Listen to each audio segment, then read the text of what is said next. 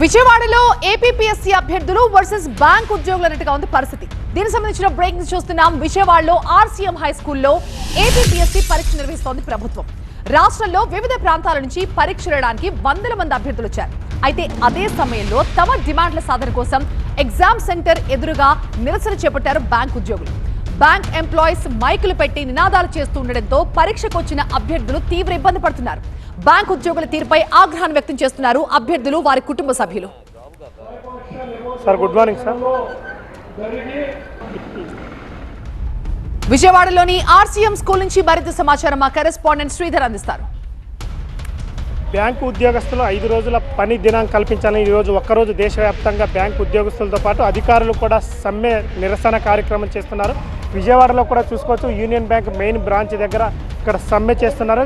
ఇదే విధంగా union bank main branch ఎదురంగానే ఆర్సీఎం హై స్కూల్ ఉన్నది. ఆర్సీఎం హై స్కూల్లో చూసుకుంటే మాత్రం ఈరోజు ఏపీపీఎస్సీ ఎగ్జామ్ నడుస్తుంది. దాదాపు ఇటు ఎన్టీఆర్ జిల్లా అంటే ఉమ్మడి కృష్ణా జిల్లా వ్యాప్తంగా ఉన్నటువంటి విద్యార్థులు కూడా ఇక్కడ ఉన్నటువంటి ఆర్సీఎం సెంటర్లో ఎగ్జామ్ రాయడానికి మాత్రం దాదాపు 100 మంది పిల్లలు వచ్చారు. కానీ కరెక్ట్గా ఈ స్కూల్ ఎదురంగానే మాత్రం ఇటు బ్యాంకు ఉద్యోగస్తుల నిరసన కార్యక్రమం చేపట్టడంతో ఇక్కడ డిస్టర్బెన్స్గా ఉంటుంది. ఎందుకంటే ఈ చుట్టుపక్కల దాదాపు 144 సెక్షన్ ఉంటుంది. ఎవరు కూడా ఈ చుట్టుపక్కల మైకులు కానీ ఎలాంటివి కూడా పెట్టకూడదని మాత్రం ఒకటి ఇష్యూ ఉంటుంది. కానీ ఇక్కడ కరెక్ట్గా స్కూల్ ఎదురంగానే మాత్రం ఇక్కడ బ్యాంకు ఉద్యోగస్తులు నిరసన చేయడంతో మాత్రం విద్యార్థుల తల్లిదండ్రులు మాత్రం కొంత ఆసనం వ్యక్తం చేస్తున్న పరిస్థితి నెలకొంది. ఒకసారి వాళ్ళతో మాట్లాడదాం. సార్ చెప్పాలంటే ఇక్కడ ఏపీపీఎస్సీ ఎగ్జామ్ రాయడానికి వచ్చారు, మీ వాళ్ళు ఎక్కడి నుంచి వచ్చారు?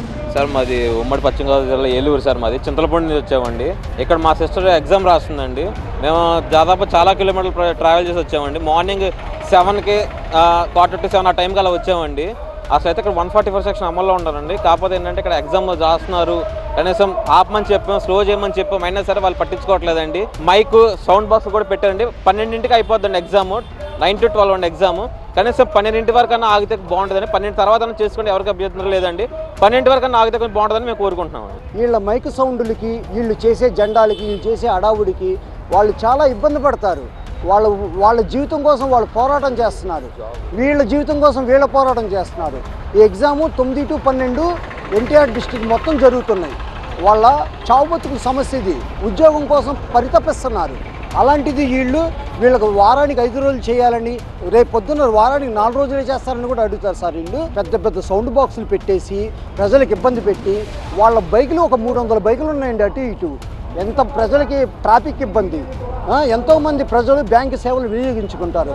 వీళ్ళు ఆన్ డ్యూటీలో పని చేయకుండా రోడ్ల మీద నిలబడి ఎంతమందికి ఇబ్బంది పడుతున్నారు. ఖచ్చితంగా కొన్ని సంవత్సరాల పాటు ఉద్యోగం కోసం కోచింగ్లు తీసుకొని ఇక్కడికి వచ్చి ఎగ్జామ్ రాయడానికి ఈరోజు వస్తే మాత్రం ఈరోజు కరెక్ట్గా స్కూల్ ఎదురంగానే ఇటు బ్యాంకు ఉద్యోగస్తులు నిరసన చేయడం మాకు కొంత ఆందోళన ఉంది. ఎందుకంటే ఎగ్జామ్ రాయడానికి వచ్చినటువంటి పిల్లలు మాత్రం కరెక్ట్గా పైన కూర్చొని కిటికీ పక్కనే కూర్చొని రాస్తున్నారు. కిటికీ పక్క నుంచి ఈ సౌండ్లు, ఈ మైక్ సౌండ్లు వినపడడం వల్ల వాళ్ళకు డిస్టర్బెన్స్ అవుతుందని మాత్రం విద్యార్థుల తల్లిదండ్రులు అంటున్న పరిస్థితి నెలకొంది.